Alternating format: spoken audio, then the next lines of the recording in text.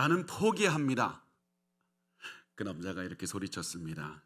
이제 더 이상 할 수 없어요. 제가 할 수 있는 것은 아무것도 없어요. 그 남자의 고함을 듣고 주변에 있는 사람들은 그 남자로부터 멀어지려고 했습니다. 어떤 사람은 저 사람 미쳤나 봐 그러면서 문 밖으로 나갔습니다. 그 남자는 털썩 주저앉은 다음에 머리를 손으로 감싸고 아래를 보면서 말했습니다. 저 정말 포기합니다. 그 근처에 서 있던 한 소녀는 그 남자를 바라보면서 있었습니다. 남자의 고함 소리에도 움직이지 않고 있다가 이렇게 남자에게 외쳤습니다. 아저씨, 아저씨. 괴로움에 휩싸인 남자는 소년의 소리를 듣지 못했습니다. 그러자 소년은 남자에게 다가와서 다시 말했습니다. 아저씨, 저는 문제가 뭔지 알아요. 제발요, 아저씨. 남자는 앞으로 기울인 채로 아무런 대답도 하지 않았습니다. 그때 소년이 다가와서 작은 손을 그 남자의 어깨에 올렸습니다. 남자는 깜짝 놀라서 고개를 들어서 소년을 바라보았습니다. 소년은 그때 말합니다. 아저씨, 저는 문제가 뭔지 알아요. 그 말을 들은 남자는 갑자기 화가 나서 말을 합니다. 뭐? 네가 내 문제에 대해서 어떻게 알아? 넌 어린애일 뿐이잖아. 너는 아무것도 몰라. 그러자 소년이 대답합니다. 아저씨, 방금 포기한다고 하셨잖아요. 우리 엄마가 저에게 절대 포기하지 말라고 했어요. 포기하고 싶을 때마다 고개를 들어서 하늘을 보면 하나님의 손이 저를 일으켜 주실 것이라고 했어요. 그 하나님의 손이라는 말을 듣자 남자는 멍하니 되어서 자신의 어깨에 올려진 소년의 손을 바라보았습니다. 그리고는 남자는 갑자기 기뻐하면서 소리쳤습니다. 하나님 감사합니다. 하나님 저를 사랑하십니다. 그리고서는 웃으면서 하늘을 보고 이렇게 말을 했습니다. 하나님, 저는 좌절하면서 하나님께 분노했습니다. 제 기도 하나님이 듣지 않는다고 생각했습니다. 아무리 생각해도 아무리 기도해도 아무런 결과도 생기질 않아서 마지막으로 저는 오늘 아침에 하나님께 표적을 달라고 기도했습니다. 도저히 제 짐을 감당할 수가 없으니까 하나님의 돕는 손을 보내달라고 기도했습니다. 그리고서는 남자는 자신의 어깨 위에 올려진 소년의 손을 바라보면서 이렇게 말했습니다. 저는 하나님의 손이 이렇게 작을 줄은 몰랐습니다. 그리고 그 말을 듣는 소년은 다시 이렇게 말했습니다. 아저씨, 포기하지 마세요. 위를 보세요. 여러분도 포기하지 마시고 위를 보시기 바랍니다. 우리의 희망은 위에 있기 때문에 그렇습니다. 여러분이 지금 사방이 막혀져 있는 이유는 사방이 원래 우리의 희망이 있는 곳이 아니기 때문에 그렇습니다. 하나님은 여러분의 사방을 막으시고 위를 보시라고, 위를 보라고 말씀하고 있는 겁니다. 그런데 우리가 자꾸 환경을 볼 때마다 절망하고 내 능력이 없다고 절망합니다. 그런데 우리가 환경이 어려워도 절망할 이유가 없는 겁니다. 왜냐하면 우리의 환경이나 우리의 능력은 처음부터 우리의 희망이 아니었기 때문에 그렇습니다. 우리의 환경이나 우리의 능력은 처음부터 중요한 게 아니었습니다. 우리의 환경이 좋다고 해서 우리가 하는 일들이 잘 되는 것도 아니고 우리가 뛰어난 능력을 갖고 있다고 해서 우리의 주변에 일어나는 모든 일들이 우리의 능력으로 이끌 수 있는 것도 아니었습니다. 처음부터 우리가 가지고 있는 능력은 하나님의 능력밖에 없었습니다. 그래서 여러분의 눈 앞에 보이고 들리는 것 때문에 힘들어하거나 절망하지 마시고 항상 하늘을 보시기 바랍니다. 그러면 용기가 생길 것이고 문제를 해결할 수 있을 겁니다. 우리의 이 희망은 다른 것이 아니라 하나님께 있습니다. 하나님이 우리의 희망이다. 이 사실은 오늘 우리가 나누는 그 말씀을 통해서 굉장히 잘 드러납니다. 오늘 지금까지 우리가 창세기 1장부터 지금까지 나눈 말씀을 잘 생각해 보면 이렇게 정리할 수 있습니다. 하나님은 인류에게 계속해서 희망을 주셨지만 인간은 계속해서 죄를 짓고 실패했다. 하나님께서는 인간을 창조하시고 이 인간과 동행하기를 원하셨지만 인간은 죄를 졌습니다. 그래서 하나님은 또다시 인류가 시작할 수 있도록 하셨지만 인간은 죄를 많이 져서 결국 하나님은 홍수로 심판하셨습니다. 그 다음에 하나님은 노아의 자손들을 통해서 새로운 기회를 주십니다. 인간은 또다시 실패해서 바벨탑을 짓고 하나님께 대항했습니다. 이때 하나님께서는 인간들을 심판해서 다 없애는 게 당연해 보였습니다. 그런데 하나님은 인간을 포기하지 않으셨습니다. 하나님은 인간을 바벨론에서부터 흩으시고 그 다음에 인간을 위한 구원 계획을 실행하셨습니다. 그것이 무엇이냐면 하나님께서 한 사람을 선택하셔서 그 사람의 믿음을 통해서 인류를 구원하기로 작정하신 겁니다.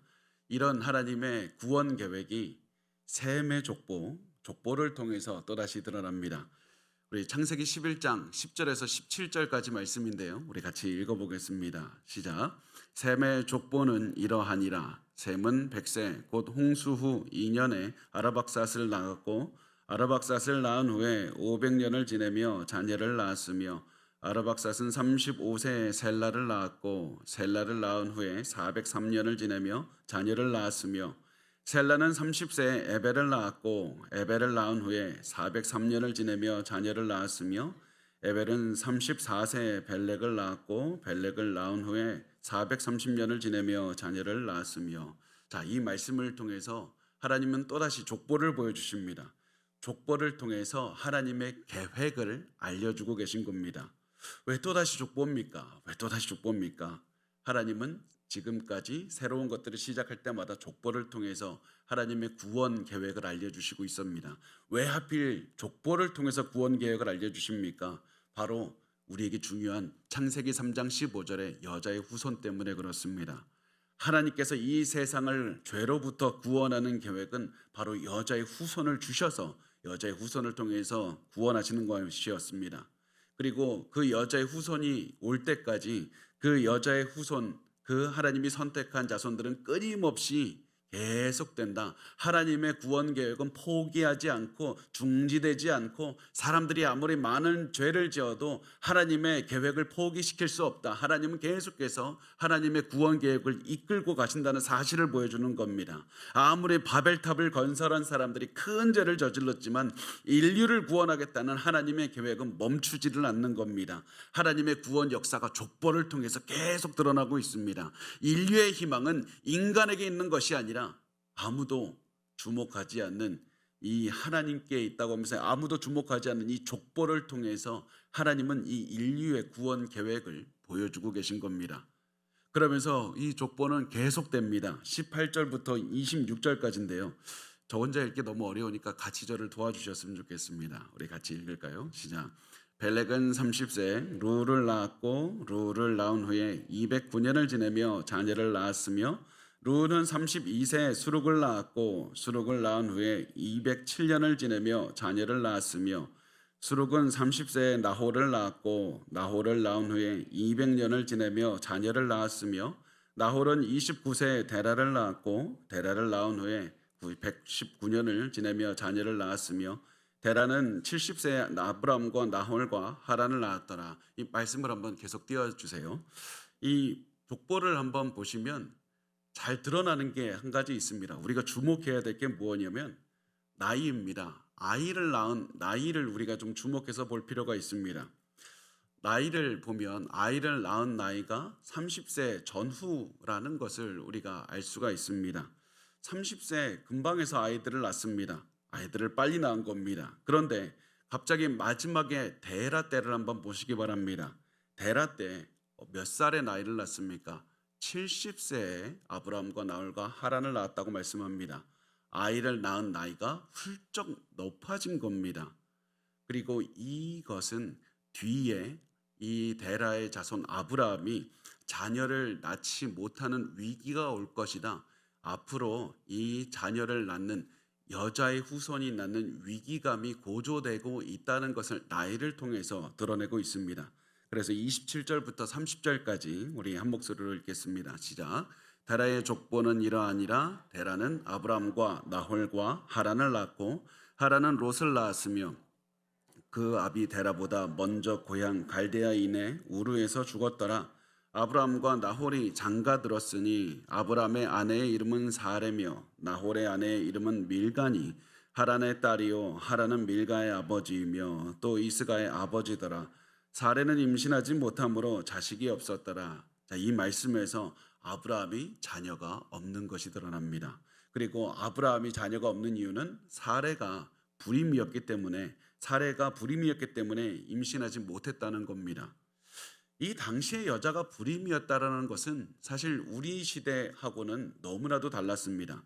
고대 근동에서는 아이를 많이 낳는 게 굉장히 중요했습니다. 아이를 낳아야 그 집안에 노동력이 있는 겁니다. 아이를 낳아야 부모가 나이가 들어서 일하지 못하게 됐을 때 부양을 받는 겁니다. 아이를 많이 낳는 것이 그 지역에서 가장 많은 복을 받았다고, 신의 복을 받았다고 여겨졌습니다. 그래서 아이를 갖지 못하는 것은 신의 저주를 받았다고 여겨졌습니다. 큰 죄를 지었기 때문에 신이 벌로 아이를 못 갖게 했다고 그렇게 믿었던 겁니다. 그래서 그 당시 불임이었던 여성들은 손가락질 받으면서 수치를 경험하면서 살았습니다. 이것이 불임 여성들이 가지고 평생을 살아야 됐던 그런 안타까운 모습이었습니다. 그런데 이때 우리가 사례가 불임이었다는 것을 마주하게 되는 겁니다. 그런데 여기서 성경에서 사례가 아이를 못 갖는 이 여자였다라는 것을 말씀하고, 이 뒤에도 불임 여성들을 계속해서 이제 언급하는데, 불임 여성들, 아이를 갖지 못하는 여성들을 성경이 언급하는 이유가 하나가 있습니다. 굉장히 중요한 이유가 하나가 있습니다. 그것은 바로 하나님의 구원 역사에 위기가 찾아왔다는 것을 보여주기 위해서 그렇습니다. 인간의 능력으로는 이 위기를 극복할 수 없다는 걸 보여주는 겁니다. 선택받은 자손을 통해 태어난 여자의 후손만이 인류를 구원할 수가 있는데, 이때 이 자손의 가정에 불임 여인이 있어서 자녀를 가질 수가 없게 되었다. 여자의 후손이 탄생할 방법이 끊겼다라는 것을 보여주는 겁니다. 그래서 인류의 메시아가 태어나는 구원 역사의 위기가 찾아왔고, 인간의 방법으로는 여자의 후손이 태어날 수 있는 방법이 없다. 그래서 인류의 능력으로는 모든 희망이 사라졌다라는 것을 보여주고, 이때 성경은 이 불임 여성이 있을 때마다, 불임 여성을 그릴 때마다 하나의 질문을 하는 겁니다. 이 문제를 해결할 방법이 무엇인가? 이 자식이 태어나지 못하는 이 상황을 넘어갈 수 있는 유일한 방법이 무엇인가? 그리고 그때마다 성경이 제시하는 해답은 하나님이 정답이다. 하나님의 초자연적인 개인만이 인류를 구원할 수 있는 능력을 주신다. 이 사실을 보여주는 겁니다. 그래서 우리는 성경에 불임 여성이 등장할 때마다 하나님이 개입하셔서 자녀를 주시고 구원의 역사를 이루어 가시는 것을 계속해서 보는 겁니다. 이 뒤에도 이 아이를 못 가는 여성들이 누가 있습니까? 사레가 있고 리브가가 있고 라헬이 있고 한나, 다 불임이었지만 하나님께서는 이 여인들에게 자녀를 주시면서 구원의 역사를 이루셨습니다. 시간이 지나서 신약 시대가 왔을 때 엘리사벳에게 세례 요한을 주셨고, 결국 또 마지막에는 불임은 아니었지만 처녀인 마리아, 도저히 아이를 가질 수 없는 처녀에게 예수님을 주셔서 구원의 역사를 이루어 가시는 겁니다. 그래서 계속해서 사례가 아이를 가질 수 없었더라, 이 말씀을 통해서도 성경은 우리에게 말씀을 하는 겁니다. 인간의 능력이 끝난 곳에 하나님의 구원의 역사는 시작된다. 나는 할 수 없다고, 내 능력은 끝이라고 그렇게 생각할 때 찬양할 필요가 없다. 하나님의 능력만이 너희의 희망이기 때문에 하나님께 소망을 두고 하나님을 바라보기만 하면 된다. 너희의 환경이 아니라 하늘을 바라보라. 희망이 보일 것이다. 이것이 바로 성경이 제시하는 해답입니다.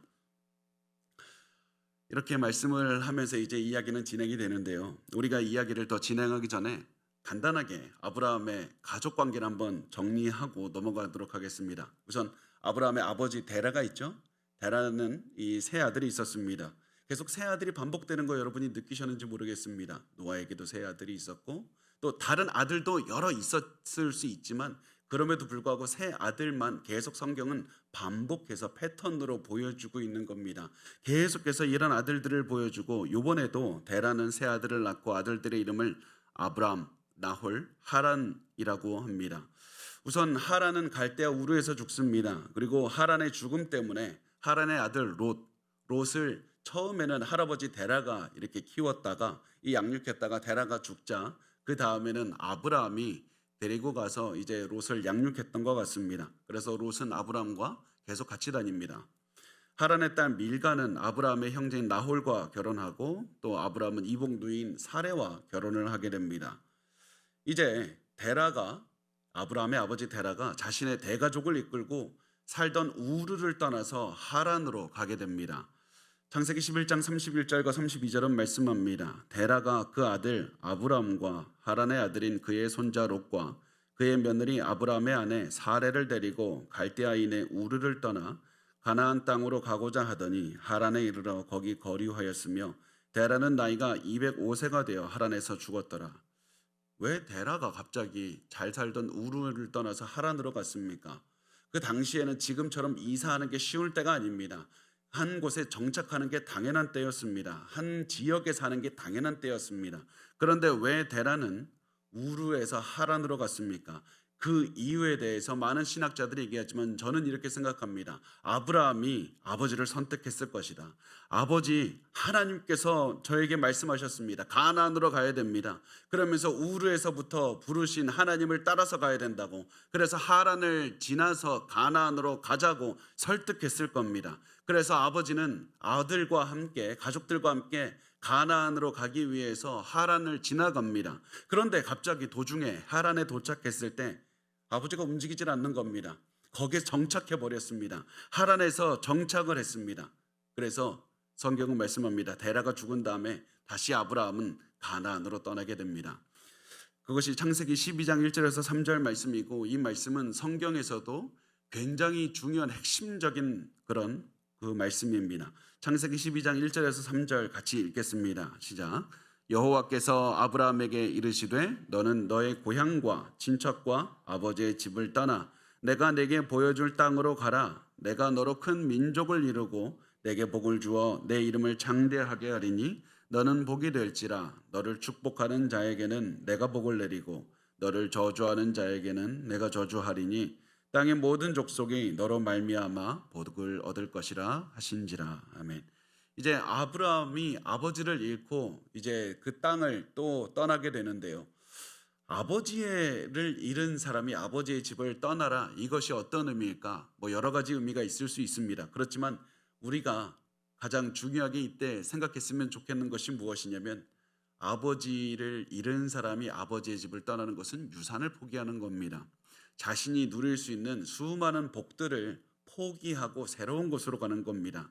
자신의 지금까지 있었던 과거를 정리하고 새로운 곳으로 떠나서 정착하면서 새 삶을 살아가는 겁니다. 그런데 하나님께서는 한 가지 명확하게 말씀하셨습니다. 너가 누릴 수 있는 모든 것들을 포기하면 내가 새로운 복을 줄 것이다. 너가 가지고 있는 모든 것들을 먼저 놓아두면 더 좋은 것을 갖게 할 것이다. 이렇게 해서 하나님께서는 아브라함을 불러내시는 겁니다. 하나님께서는 우리도 아브라함처럼 불러내시는 겁니다. 하나님은 우리를 구원하신 다음에 악한 우리의 환경을 떠나서 새로운 곳, 하나님께 영광 돌리는 곳에서 살게 하십니다. 거룩한 삶을 살기를 원하시는 겁니다. 그런데 우리의 모습이 어떻습니까? 자꾸 과거에 만족하고 과거의 안에서 살려고 합니다. 하나님, 우리 가족이 움직이질 않아요. 하나님, 내 삶이 하나님의 뜻을 따라 살기엔 너무 어렵습니다. 그래서 자꾸 과거에 머물러 있으려고 합니다. 그런데 하나님께서는 우리에게 아브라함을 보여주시면서 절대 포기해서는 안 된다. 너희의 희망은 지금 너희가 가지고 있는 그 재산도 아니고 너희의 과거의 그 모습도 아니고 너희의 희망은 너희의 능력이나 재산이나 어떠한 것도 아니라 하나님만이 너희의 능력이다. 하나님 보면서 따라가야 된다. 너희의 주변 사람들이 너를 막도록 가만히 두지 말라. 그들을 뚫고 거룩한 삶을 살아내야 된다. 그들도 또한 하나님께로 이끌어야만 된다. 하나님만이 너희의 목표가 되고 하나님만이 너희의 희망이 되어야 된다. 하나님만 바라보고 따르면서 순종하고 살라고 말씀을 합니다. 그러면 하나님이 주시는 엄청난 복을 체험하게 됩니다. 하나님이 주시는 복을 체험하고 싶다면 그때 순종하시기 바랍니다. 먼저 순종하십시오. 하나님이 주시는 복을 체험할 겁니다. 그런데 우리의 문제가 뭡니까? 먼저 복을 주십시오. 내가 순종하겠습니다. 이렇지 않습니까? 먼저 나에게 복을 주면 내가 그거 보고 순종할 만한지 한번 생각해 보고 그 다음에 하나님을 따르겠습니다. 이렇게 말을 합니다. 우리가 만약에 이런 마음이 든다면 기억해야 됩니다. 순종할 수 있는 힘은 우리 안에 있고 하나님께 있는 겁니다. 하나님께서는 항상 순서가 이렇습니다. 하나님이 나에게 먼저 순종할 수 있는 힘을 준 다음에 갑자기 엄청난 용기를 준 다음에 갑자기 엄청난 돈을 준 다음에 야, 이게 한번 할 수 있지 않냐, 해봐라, 이렇게 하시는 것이 아니라 먼저 하나님을 순종해서 위험이 있는 곳을 한 걸음씩 걸어가면 하나님께서는 그 모든 위험을 이겨낼 수 있는 능력을 계속해서 주시면서 넘어가게 하시는 겁니다. 하나님은 갑자기 10년 전에 내가 평생을 살아갈 수 있는 능력을 주시는 것이 아니라 한 걸음씩 믿음으로 순종하며 걸어갈 때마다 모든 고난을 이겨낼 수 있는 힘을 한 걸음씩 한 걸음씩 주신다는 사실입니다. 그래서 우리에게 지금 중요한 것은 하나님 왜 나에게 고난을 이길 힘을 주지 않습니까? 그것이 아니라 하나님을 믿는 믿음으로 고난을 한 걸음씩 걸어가는 겁니다. 그러면 넘어갈 수 있습니다. 제가 주목을 줘서 죄송한데요. 여러분, 우리가 하나님께서 주시는 힘과 용기를 원하시면 지금 순종하십시오. 그러면 복을 주십니다. 아브라함도 하나님께 순종하면 하나님께서 복을 주시겠다고 약속을 하셨습니다. 그렇다면 하나님께서 아브라함에게 약속하신 복이 무엇인가? 이게 복이 워낙 성경에서 중요한 복이기 때문에 간단하게만 보도록 하겠습니다. 우선 아브라함의 자손이 큰 민족을 이루게 하시겠다고 말씀합니다. 이 말은 많은 민족, 너희의 후손들이 많은 민족을 이루게 하겠다. 그리고 이 아브라함의 이름을 창대하게 하겠다고 말씀합니다. 창대하게 하겠다는 말은 아브라함에게 많은 명예를 주겠다는 겁니다. 이 아브라함에게 명예를 주고 많은 영향력을 주겠다는 말씀인데 이 말씀이 왜 나왔냐면 바로 앞에 바벨탑에서 사람들은 우리가 모아서 우리의 이름을 내자. 다시 말하면 우리 유명해지자. 우리 많은 영향력을 가지자. 이렇게 했을 때 하나님께서는 그들을 흩으신 다음에 하나님께서는 아브라함에게 너가 하나님께 순종하면 그때 내가 너에게 명예와 영향력을 주겠다고 말씀을 하신 겁니다. 그리고 하나님은 아브라함이 복의 근원이 되게 하겠다고 말씀하셨습니다. 그래서 누구든지 아브라함을 이 축복하면 복을 받을 것이요 저주하는 자는 하나님께 저주받을 것이다. 이것이 복의 근원이 되게 하는 방법인 겁니다. 이렇게 해서 결국 하나님께서 무슨 말씀을 하시냐면 사람이 받을 수 있는 모든 복은 하나님이 주시는 것이다. 너의 노력으로 받는 것이 아니라 하나님이 주시는 것이다. 그러므로 너는 너희의 모든 복에 거기에 희망을 두지 말고 너희 모든 것을 포기하라. 하나님의 말씀에 순종하기 위해서 포기하라. 그러면 하나님께서 진정한 복을 체험하고 살게 하실 것이다. 이것을 알려주시는 겁니다. 그러면 하나님께서 아브라함에게 복을 주시는 목적이 무엇입니까? 그 목적에 대해서 하나님 말씀합니다. 땅의 모든 족속이 너로 말미암아 복을 받게 될 것이다. 아브라함을 통해서 온 세상에 복을 전달하기를 원하시는 겁니다. 아브라함을 통해서 온 인류에 복이 되기를 원하시는 겁니다. 그리고 결국 아브라함을 통해서 메시아가 오게 하셔서 온 인류에게 복이 되게 하시는 그 메시지, 복음을 전파하게 하시는 것입니다. 하나님은 우리에게 복을 주시는 목적도 동일합니다. 하나님은 우리가 단순히 복받아서 내가 잘 살게 되는 것, 그것이 목적이 아니라 나의 복을 통해서 다른 사람에게 복 주기를 원하시는 겁니다. 내가 복음을 믿어서 다른 사람에게 복음을 전달하기를 원하시고 내가 많은 복을 받아서 재정의 복이나 건강의 복이나 그 무엇이 됐든지 다른 사람을 위해서 사용하기를 원하시는 겁니다. 그래서 여러분 항상 기도하실 때 하나님 복 주십시오라고만 기도하지 말고 내가 어떻게 다른 사람에게 복이 되기 위해서 이 복이 필요합니다. 내가 다른 사람들에게 복을 전달하고 싶은데 내가 하나님의 능력이 필요합니다. 능력을 주셔서 복을 전달하게 하시고 많은 선물을 주셔서 내가 그 선물 전달하며 하나님께 영광 돌리게 해달라고 기도하면서 이 복을 구하시길 바랍니다. 이렇게 하나님께서 아브라함을 부르셨고 결국 우리가 방금 말씀을 드린 대로 아브라함은 이 하나님의 말씀을 믿고 순종하면서 이제 살아가게 됩니다. 창세기 12장 4절에서 5절은 말씀합니다. 이에 아브라함이 여호와의 말씀을 따라갔고 롯도 그와 함께 갔으며 아브라함이 하란을 떠날 때 75세였더라. 아브라함이 그의 아내 사레와 조카 롯과 하란에서 모은 모든 소유와 얻은 사람들을 이끌고 가나안 땅으로 가려고 떠나서 마침내 가나안 땅에 들어갔더라. 아브라함은 하나님을 믿고 하나님께 순종해서 떠났습니다. 이때 이 아버지 아브라함은 자신의 가족과 아버지 하란을 잃은 조카 롯과 함께 이제 출발을 하게 됩니다. 그런데 우리가 여기서 한 가지 기억해야 될 게 있습니다. 아브라함의 순종은 정말로 쉽지 않은 것이라는 사실이 우리가 알 수가 있습니다. 아브라함이 이제 가나안 땅으로 가는데 아브라함은 하나님께 순종하지 않고 가나안 땅으로 가지 않을 크게 보면 세 가지 이유가 있었는데요. 첫 번째 이유가 무엇이냐면 가나안은 이미 사람들이 많이 살고 있는 곳이었습니다.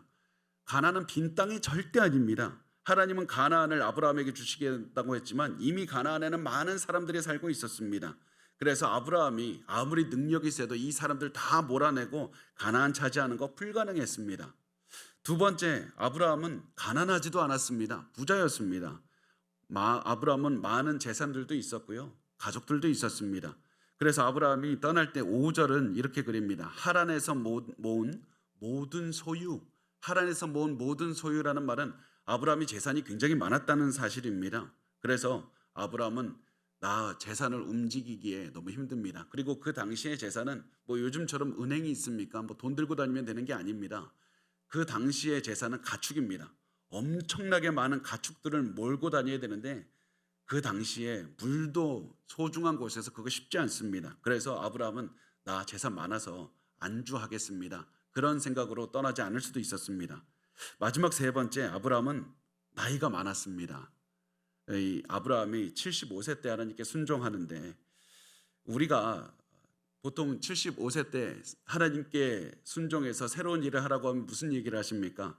내가 나이가 이제 인생을 정리할 텐데 무슨 일을 하겠습니까? 그런데 여러분 반드시 기억하셨으면 좋겠습니다. 아브라함 때 평균 나이가 45세입니다. 그 정도 굉장히 젊은 나이인 겁니다. 이 45세가 평균 나이인데 아브라함은 75세면 엄청나게 고령인 겁니다.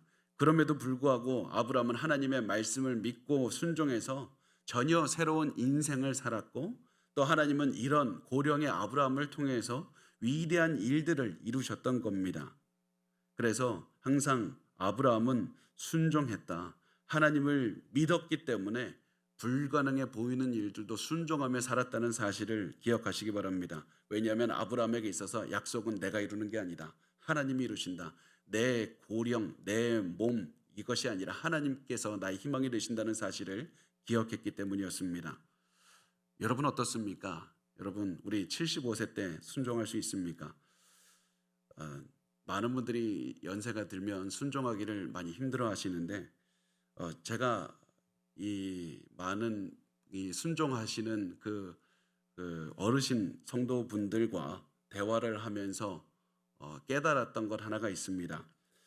하나님께서 연세가 들어서 순종하시는 분들에게 주시는 많은 복들 중에 하나가 무엇이냐면 우리 하루를 길게 만드는 겁니다. 하루가 길어집니다.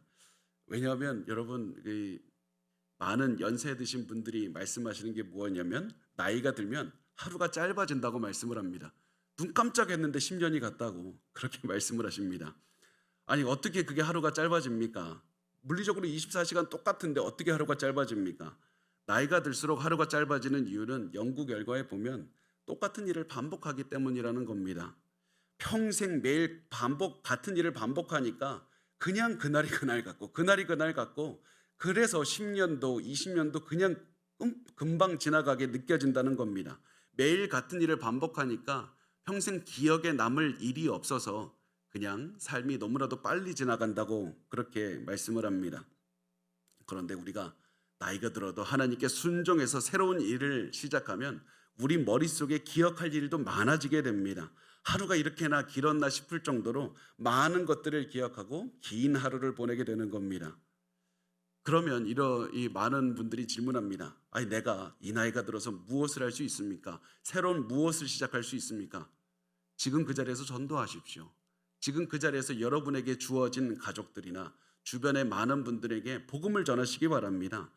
우리에게 맡겨진 영혼들을 전도하고 단순히 내가 복음을 증거할 뿐만 아니라 하나님 이 사람에게 어떠한 방법으로 전도할 수 있습니까? 새로운 방법이 무엇입니까? 고민하고 기도하면서 계속 하나님께 물으면서 살아가면 우리 매일매일 새로운 삶을 살 수밖에 없습니다. 하나님께 순종하십시오. 아무도 이게 싫어하시는 것 같은데 네, 그래도 하나님께서는 우리에게 연세가 드셔도 하나님께 순종하는 인생을 살면 하나님께서 정말 많은 복을 주시는 것을 우리가 깨닫게 됩니다. 이것이 아브라함이 살았던 삶이었습니다. 그러면 이 순종하는 아브라함은 앞으로 어떻게 살았는가? 그 순종이 구체적으로 어떻게 이루어졌는가? 우리 그것을 한번 보겠습니다.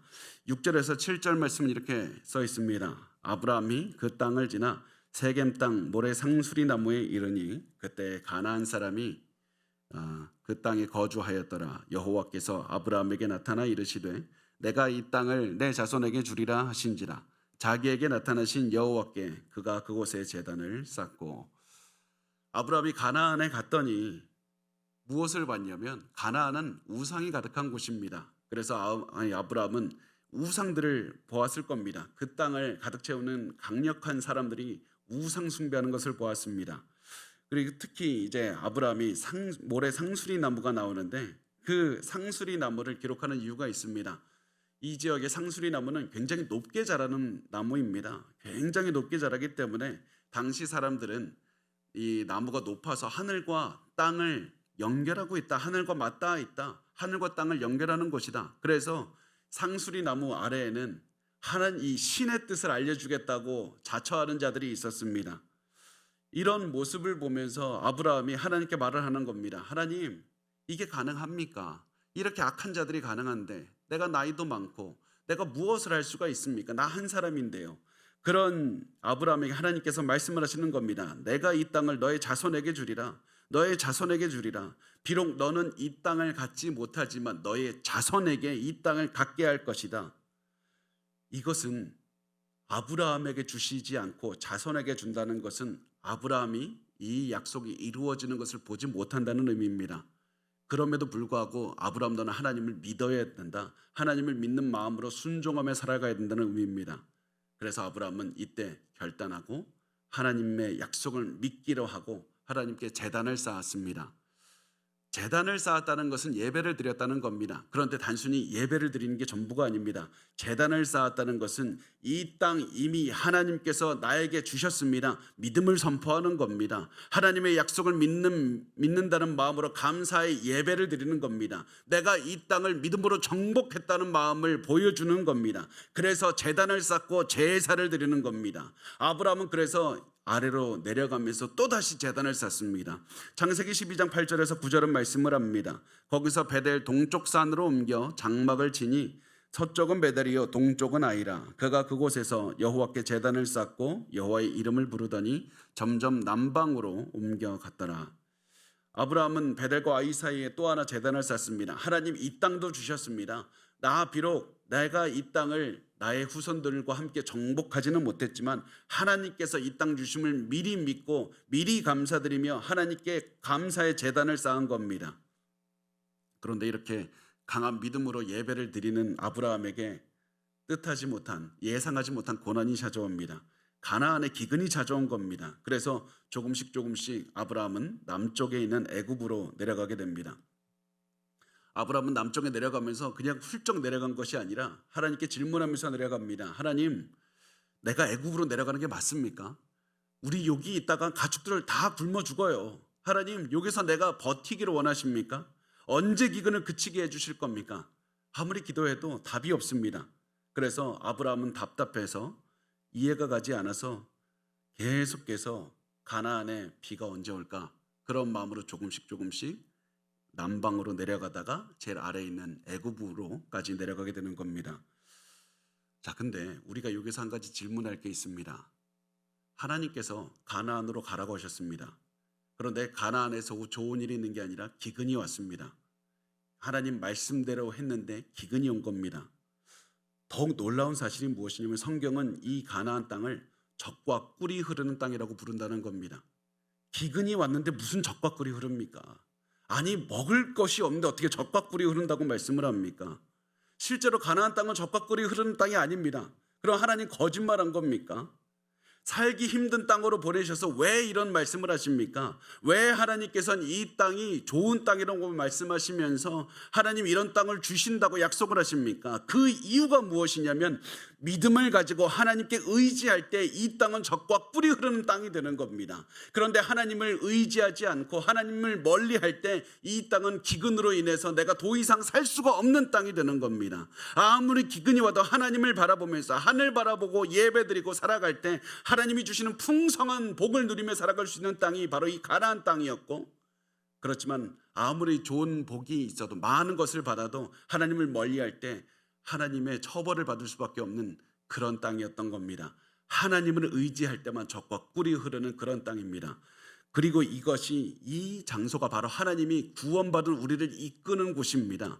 우리가 하나님을 믿고 순종했더니 안 좋은 곳으로 갈 수도 있습니다. 하나님의 말씀 믿고 순종했는데 하나님 왜 나를 이런 곳으로 보냅니까? 원망이 당연히 나오는 곳으로 인도하실 수도 있습니다. 그런데 그곳에서 기근이 가득한 곳에서 하나님을 바라보면서 감사하면서 하나님께 찬양했고 하나님을 의지했더니 하나님께서 그때 비로소 복과 은혜를 주시는 그런 그 고난이 있는 곳이 젖과 꿀이 흐르는 그런 땅으로 만들어 주신다는 사실입니다. 그래서 지금 여러분이 어디에 있는가, 여러분의 상황이 어디인가, 그것이 중요한 것이 아니라 내가 하나님을 의지하는가, 거기에 따라서 내가 지금 있는 곳은 젖과 꿀이 흐를 수도 있고 기근으로 가득해서 사람이 죽어가는 곳이 될 수도 있습니다. 희망은 하나님께 있습니다. 하늘을 바라보셔야만 됩니다. 결국 아브라함은 하나님의 침묵을 견디지 못하고 결국 애굽으로 내려가게 됩니다. 10절에서 13절 말씀입니다. 같이 읽겠습니다. 시작. 그 땅에 기근이 들었으므로 아브라함이 애굽에 거류하려고 그리로 내려갔으니 이는 그 땅에 기근이 심하였습니다. 그가 애굽에 가까이 이르렀을 때 그의 아내 사레에게 말하되 내가 알기에 그대는 아리따운 여인이라 애굽 사람이 그대를 볼 때에 이르기를 이는 그의 아내라 하여 나는 죽이고 그대는 살리리니 원하건대 그대는 나의 누이라 하라. 그러면 내가 그대로 말미암아 안전하고 내 목숨이 그대로 말미암아 보존되리라 하니라. 아멘.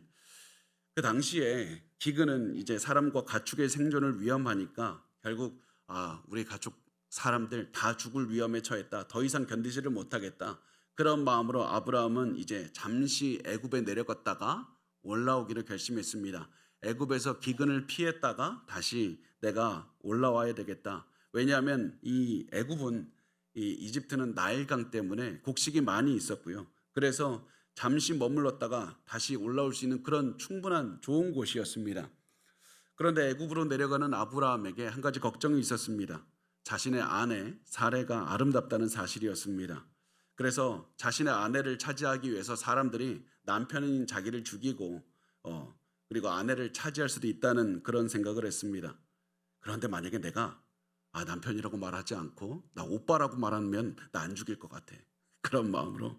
왜냐하면 그 당시에 연애 결혼이라는 게 없고 결혼을 하려면 이 사람의 어른들이 집안의 어른들이 만나서 결혼을 주선하는 것이기 때문에 내 아내하고 결혼하려면 이 집안의 어른 나하고 사람들이 이 결혼에 대해서 상의할 것이고 그때 사람들이 결혼하자고 했을 때 내가 조금 어떤 이야기를 해서 꾀를 써서 내가 그 환경을 벗어나든지 아니면 정 안 되면 도망가야 되겠다. 시간을 좀 벌 수 있겠다. 이런 꾀를 가지고 아브라함이 당신 내가 오빠라고 말을 해달라고 그렇게 얘기를 하는 겁니다. 사실 엄밀하게 말하면 이거 거짓말 아닙니다. 진실이었습니다. 그런데 절반의 진실이었습니다. 왜냐하면 아까 말씀드린 대로 사레는 아브라함의 이복 누이였기 때문에 그렇습니다. 그런데 성경은 이것을 거짓이라고 말씀을 합니다. 우리가 말을 할 때 항상 모든 말을 할 필요는 없지만 남을 속이기 위해서 절반의 진실만 말하는 것은 거짓인 겁니다. 이것이 바로 아브라함이 저지른 엄청나게 큰 죄였습니다. 우리는 이것을 보고 어떻게 남편이 부인을 이렇게 속일 수 있나 그러면서 많은 배신감 느끼실 것 같은데요. 그것보다 아브라함이 저지른 죄는 더 큰 죄였습니다. 아브라함이 그냥 자기 살자고 아내를 누이로 속였다 그냥 그렇게 겉으로 드러나는 죄가 전부가 아닙니다. 실제로는 엄청난 죄를 저지르고 있는 겁니다. 그 죄가 뭡니까? 하나님의 약속을 어기는 겁니다. 하나님은 아브라함과 사레를 통해서 아이를 줄 것이고 큰 민족을 이룰 그런 계획을 세우고 계셨는데 아브라함은 아내 사레를 누이라고 말하면서 다른 남자와 결혼할 수 있도록 이런 여지를 남겨둔 겁니다. 위험에 처하게 한 겁니다. 사레가 다른 남자와 결혼해서 하나님의 약속이 이루어지지 않을 수 있는 위험으로 상황을 몰아넣고 있는 겁니다. 아브라함도 자신이 무슨 짓을 하고 있는지 알고 있었습니다. 그렇지만 나 살기 위해서 어쩔 수 없지 않습니까? 잠깐만 버티면 됩니다. 그런 생각을 했을 겁니다. 그래서 아브라함 또다시 이 아브라함의 연약함으로 인해서 하나님의 구원의 계획에 막히는 그런 위험에 처하는 결과가 찾아오게 됐습니다. 그래서 아브라함이 이런 마음을 가지고 애굽에 갔을 때 실제로 굉장히 많은 사람들이 사례를 보고 다가왔을 겁니다. 왜 이렇게 많은 사람들이 다가왔을까? 그 중에 이유 중에 하나가 무엇이냐면 아브라함이 부자였다는 데 있습니다. 뭐 요즘에도 많은 분들이 부잣집하고 좀 이렇게 연을 맺어보려고 노력하지 않습니까? 사람들이 사례의 모습을 보고 사례와 결혼하고 싶어 했을 뿐만 아니라 부잣집 저 아브라함 집안과 같이 연결되고 싶어 했던 겁니다. 그럼에도 불구하고 이제 아브라함이 다 거절을 했는데요. 이러다가 어느 날 이 아브라함이 예상하지 못한 일이 벌어집니다. 왕이 애국 왕 바로가 사례와 결혼하기를 원했던 겁니다. 그래서 14절에서 16절 말씀합니다. 아브라함이 애굽에 이르렀을 때 애굽 사람들이 그 여인이 심히 아리따움을 보았고 바로의 고관들도 그를 보고 바로 앞에서 칭찬함으로 그 여인을 바로의 궁으로 이끌어 들인지라. 이에 바로가 그로 말미암아 아브라함을 후대함으로 아브라함이 양과 소와 노비와 암수 나귀와 낙타를 얻었더라. 그 당시에 애굽은 굉장히 강한 나라였습니다. 돈도 많고 군사력도 강했습니다. 그래서 그런 나라의 왕인 바로가 원하는 게 있으면 다 갖는 겁니다. 여자가 있으면 그 누구의 승낙도 구할 필요가 없이 내가 달라고 하면 되는 겁니다. 그래서 바로는 그냥 돈 많이 주고 아브라함에게 돈 많이 주고 사례를 데려갔고 아브라함은 그 상황에서 아무 말도 하지 못하고 재물을 받고 아내를 빼앗겼던 겁니다. 이때 바로가 준 동물들이 이 양과 소와 노비와 암수 나귀와 낙타를 주었다고 얘기했는데 그 당시에는 우리가 원하는 것처럼 생각하기인 것처럼 뭐 금덩어리를 주는 것이 아니라 재산을 주고 싶으면 짐승이나 노비를 주는 겁니다.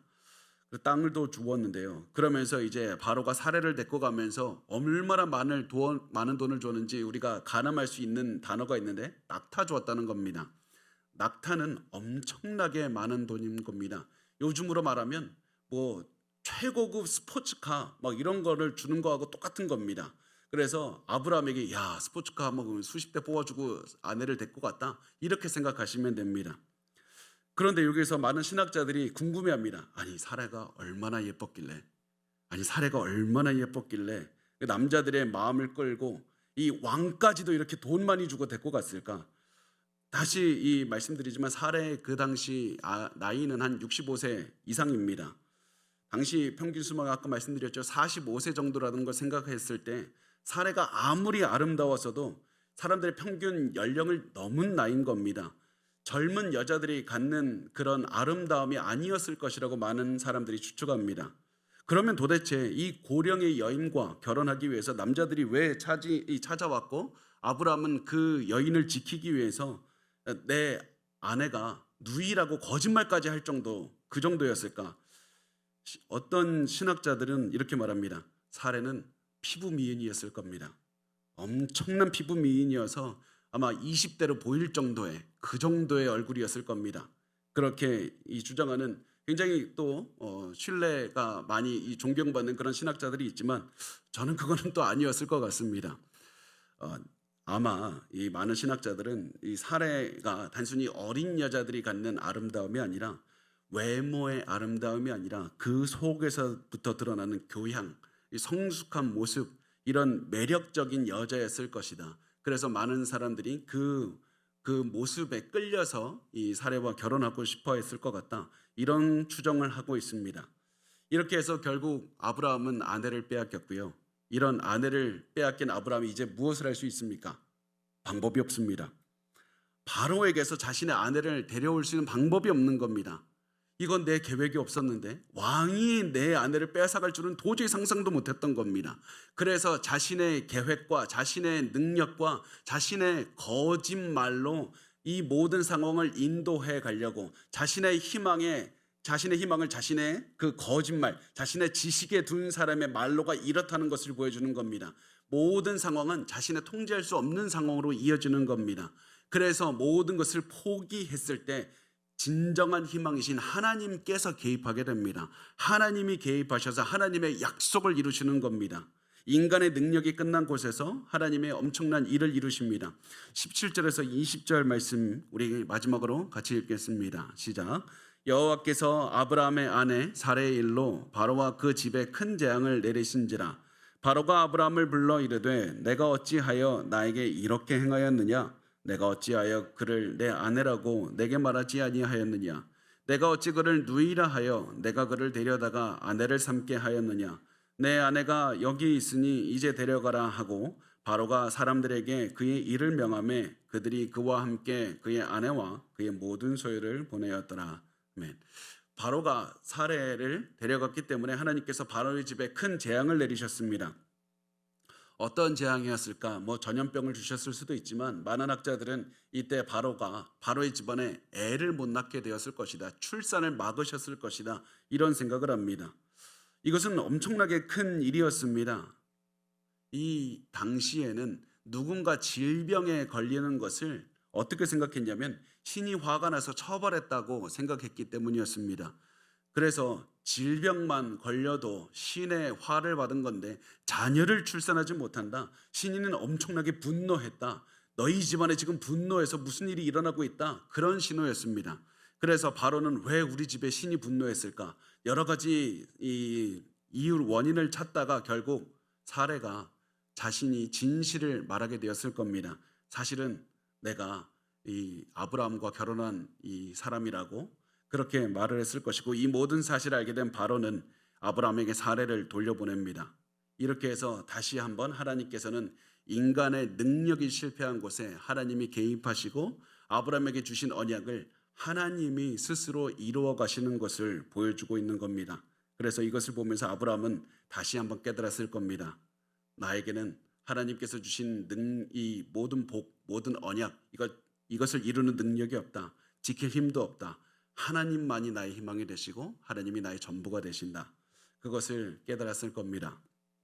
여러분, 오늘 말씀을 정리하면서 우리 한번 우리의 삶을 돌아보셨으면 좋겠습니다. 오늘 말씀은 계속해서 우리에게 말씀합니다. 인간의 능력이 끝난 곳에서 하나님의 능력은 시작되는 겁니다. 여러분의 사방에 막혀 있습니까? 그러면 하나님께서 일부러 하늘을 보라고 사방을 막은 채로 두시는 겁니다. 땅을 보지 말고 하늘을 바라보십시오. 사방에 막혔다고 좌절하지 말고 하늘을 바라보셔야만 됩니다. 여러분, 마귀가 구원받은 우리의 구원을 잃게 할 수는 없습니다. 그렇지만 마귀는 우리의 시선을 잡아 끌어서 우리의 마음을 잘못된 곳으로 이끌게 할 수는 있습니다. 마귀가 우리의 귀를 잡고 우리의 눈만 잡으면 우리의 몸도 아프게 하고 망가뜨릴 수 있는 겁니다.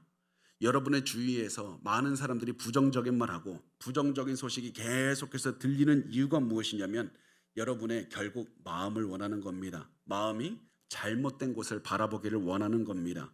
여러분의 그 눈에 계속해서 잘못된 것들을 바라보게 하고 여러분의 눈앞에 여러분을 힘들게 하는 사람들이 계속 나타나서 여러분의 정신도 차리지 못하게 하는 이유는 여러분의 마음을 묶어놓기 위함인 겁니다. 하늘을 바라보지 않게 하고 계속해서 두렵고 힘들게 하는 마음을 갖게 하려는 겁니다.